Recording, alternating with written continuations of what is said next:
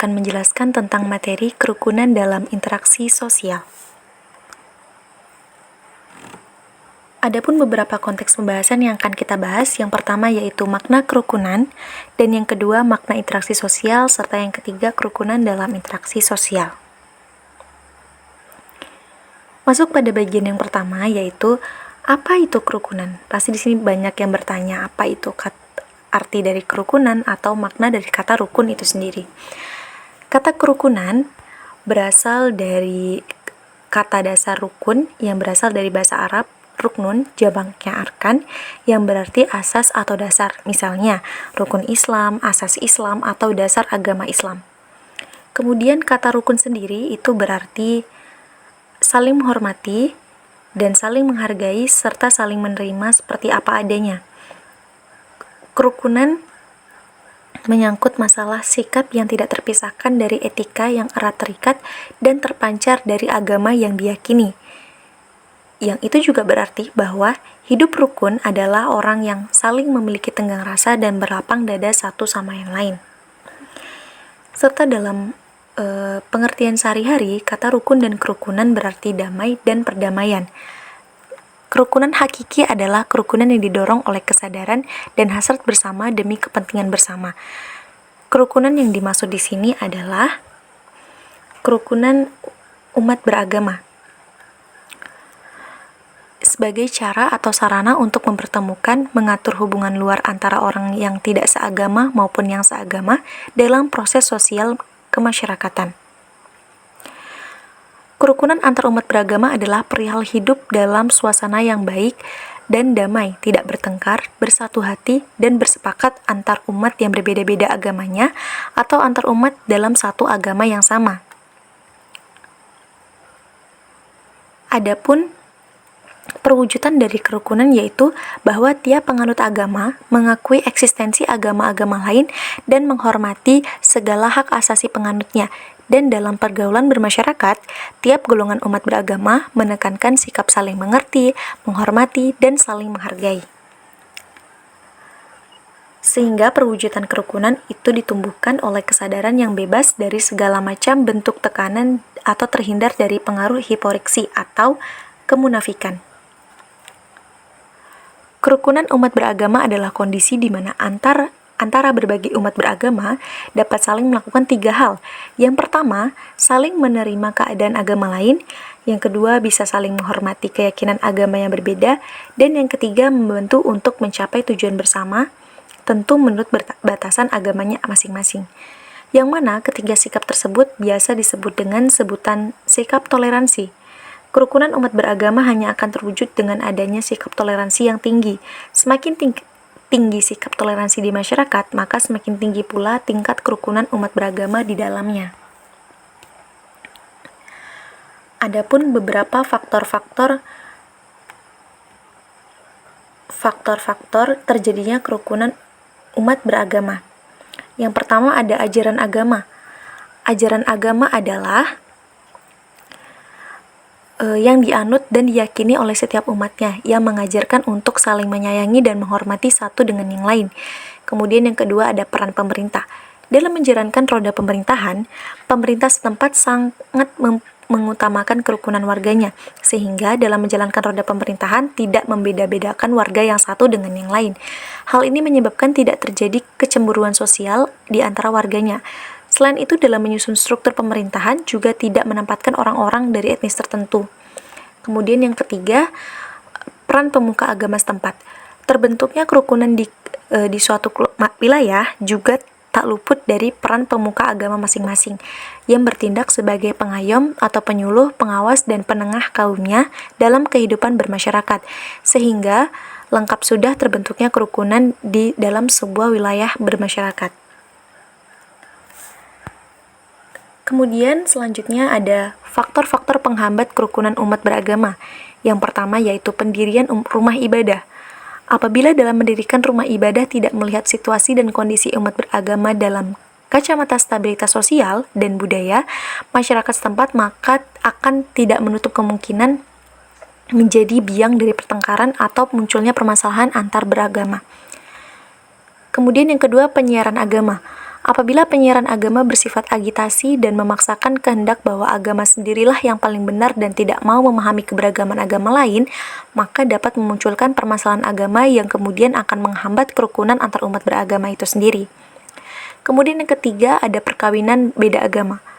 Perkawinan beda agama disinyalir akan mengakibatkan hubungan yang tidak harmonis, terlebih pada anggota keluarga masing-masing. Pasangan berkaitan dengan hukum perkawinan, warisan, dan harta benda. Dan yang paling penting adalah keharmonisan yang tidak mampu bertahan lama di masing-masing keluarga.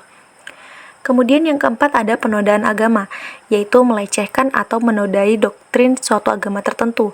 Tindakan ini sering dilakukan baik perorangan atau kelompok. Meski dalam skala kecil, baru-baru ini penodaan agama banyak terjadi, baik dilakukan oleh umat beragama itu sendiri ataupun dilakukan oleh umat agama lain yang menjadi provokatornya. Kemudian yang kelima, kegiatan aliran sempalan adalah suatu kegiatan yang menyimpang dari suatu ajaran yang sudah diyakini kebenarannya oleh agama tertentu. Masuk ke bagian yang kedua, yaitu apa itu interaksi sosial? Teman-teman juga pasti banyak yang bertanya, apa itu interaksi? Apa itu interaksi sosial? Maka, mari kita bahas bersama-sama. Interaksi sosial adalah suatu hubungan antara dua individu atau lebih, di mana kelakuan individu yang satu mempengaruhi, mengubah, atau memperbaiki kelakuan individu yang lainnya, atau sebaliknya. Interaksi sosial antara individu dapat terjadi pula di masyarakat, di mana akan lebih terlihat manakala individu mana atau kelompok mana yang lebih mendominasi dalam keputusan bersama, misalkan dalam memutuskan suatu konflik antara masyarakat berbeda keyakinan. Saat berlangsungnya proses sosial tersebut, maka yang menjadi dasar adalah interaksi sosial. Berlangsungnya interaksi sosial didasarkan atas berbagai faktor, diantaranya ada faktor imitasi, sugesti, identifikasi, dan simpati. Adapun syarat-syarat terjadinya interaksi sosial. Yang pertama ada kontak sosial. Kontak sosial secara bahasa diartikan sebagai bersama-sama menyentuh. Secara fisik, kontak baru akan terjadi ketika individu bertemu dengan dan berkontak secara badaniah. Sebagai gejala sosial itu tidak perlu menjadi hubungan secara badaniah, namun dapat dilakukan dengan berbicara dengan pihak lain. Apabila dalam masyarakat dewasa ini berkontak melalui telepon, radio, dan surat, maka hubungan kontak sosial badaniah tidak menjadi syarat utama dalam kontak sosial. Kemudian yang kedua ada komunikasi. Komunikasi adalah syarat kedua terjadinya sebuah interaksi sosial, karena dengan komunikasi, individu yang telah berkontak sosial dapat saling mempengaruhi dan bertukar pemahaman melalui bahasa yang disalurkan. Selanjutnya, yaitu bentuk-bentuk interaksi sosial. Yang pertama ada kerjasama atau cooperation, adalah usaha suatu kelompok atau individu dalam mencapai tujuan bersama. Kemudian yang kedua ada akomodasi. Akomodasi yang menunjuk pada keadaan, berarti terdapat suatu keseimbangan interaksi sosial individu dengan kelompok atau sebaliknya, terkait dengan norma dan nilai sosial yang berlaku pada suatu masyarakat. Kemudian yang ketiga ada proses asimilasi, merupakan sikap dan usaha untuk mengurangi perbedaan-perbedaan antara individu ataupun kelompok berdasarkan tujuan dan kepentingan bersama. Selanjutnya ada persaingan. Persaingan merupakan proses sosial di mana individu atau kelompok saling bersaing untuk mencapai tujuan masing-masing dan tanpa mempergunakan kekerasan atau ancaman. Dan yang kelima atau yang terakhir yaitu pertikaian dan pertentangan. Suatu proses sosial di mana individu atau kelompok menggunakan jalur kekerasan untuk menantang lawannya. Pertikaian dapat menimbulkan perubahan kepribadian, bertambahnya solidaritas in-group, dapat juga malah meretaknya hubungan suatu kelompok masyarakat. Nah, kita masuk ke pembahasan inti, yaitu bagaimana kerukunan dalam interaksi sosial. Kerukunan dalam interaksi sosial mengacu pada keadaan harmonis dan damai dalam hubungan antar individu atau kelompok dalam masyarakat. Hal ini melibatkan kemampuan untuk berkomunikasi, bekerja sama, dan menghargai perbedaan antara individu atau kelompok. Berikut beberapa prinsip penting yang dapat mendukung terciptanya kerukunan dalam interaksi sosial. Yang pertama ada empati, yaitu kemampuan untuk memahami dan merasakan perasaan orang lain adalah kunci utama untuk menciptakan kerukunan. Dengan memahami perspektif orang lain, kita dapat lebih baik berkomunikasi dan merespon dengan penuh pengertian. Yang kedua, keterbukaan. Terbuka terhadap perbedaan pendapat, ide, dan latar belakang merupakan aspek penting dari kerukunan sosial. Keterbukaan memungkinkan individu untuk saling menghormati dan menerima keberagaman di dalam masyarakat. Yang ketiga, komunikasi efektif. Komunikasi yang jelas, tulus, dan terbuka dapat membantu mencegah kesalahpahaman dan konflik. Dengan berkomunikasi dengan yang baik, orang dapat mengungkapkan ide dan perasaan mereka tanpa menyinggung atau merendahkan orang lain. Selanjutnya, kesadaran diri. Mempunyai kesadaran diri tentang nilai-nilai dan sikap serta perilaku kita sendiri dapat membantu kita berinteraksi dengan orang lain dengan lebih bijaksana. Hal ini melibatkan kemampuan untuk menerima umpan balik dan belajar dari pengalaman. Selanjutnya, respect terhadap keberagaman. Masyarakat umumnya terdiri dari individu atau kelompok yang memiliki latar belakang, keyakinan, dan nilai yang berbeda-beda. Merespek atau menerima keberagaman ini membantu menciptakan suasana kerukunan. Selanjutnya, kerjasama. Kemampuan untuk bekerja sama dan bekerjasama dengan orang lain adalah kunci keberhasilan dalam mencapai tujuan bersama. Kerjasama melibatkan saling mendukung dan memberikan kontribusi positif terhadap kelompok atau masyarakat.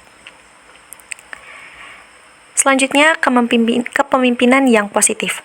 Pemimpin yang memberikan contoh positif dan mendukung norma-norma sosial yang baik dapat memainkan peran penting dalam menciptakan kerukunan dalam kelompok. Pentingnya norma dan etika. Menetapkan norma-norma sosial dan etika yang dihormati oleh semua anggota masyarakat membantu menciptakan lingkungan yang aman dan damai. Kemudian, penyelesaian konflik dengan damai. Konflik tidak dapat dihindari, tetapi penyelesaian konflik dengan cara yang damai dan konstruktif adalah kunci untuk mempertahankan kerukunan. Dan yang terakhir adalah pendidikan dan kesadaran masyarakat.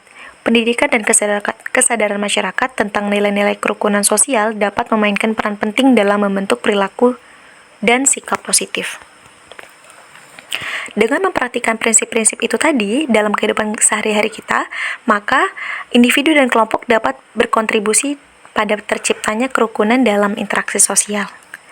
Mungkin cukup sekian yang dapat saya sampaikan, kurang dan lebihnya saya mohon maaf. Wabillahi taufiq wal hidayah. Wassalamualaikum warahmatullahi wabarakatuh.